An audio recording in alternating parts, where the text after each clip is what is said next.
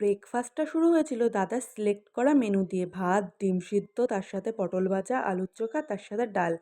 দুপুরে যেহেতু rich rich menu হবে তাই সকালবেলাটা হালকা খাবার। আর আমি জাস্ট মাকে ভাজাভুজিগুলো করে হেল্প করছিলাম। মা সব রান্না করেছে আর করে নিচ্ছে সবার ফার্স্টে চাটনি, তারপরে মাছের ঝোল মাংস টাংস করবে। তো মায়ের হাতের রান্না কিন্তু জাস্ট অসাম। আর দুপুরে দেখো সাজিয়ে দিয়েছিল দাদাকে ভাত, তার সাথে মাছ ভাজা, পটল ভাজা, লেবু।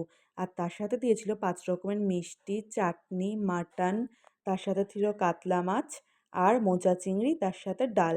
তো আম দিয়ে ডাল করেছিল। এই ছিল দুপুরের মেনু। আর তোমাদেরকে বলি, এটা হলো ষষ্ঠীর খাওয়া। তার কারণ ষষ্ঠীতে তোমাকে আগের ব্লগে আমি বলেছিলাম যে ষষ্ঠীর সময় আমাদের ওষুধ চলছিল, তাই দুপুরের রান্নাটাই জাস্ট জমজমাটভাবে দাদাকে সাজিয়ে দেওয়া হয়েছে। আর এখন যেহেতু ষষ্ঠী চলে গেছে তাই জন্য আর ওই খই, দই ওইসব আর কিছু দেওয়া হয়নি। আর ওগুলো খেতে পছন্দও করে না এখন কেউ। তাই এইগুলো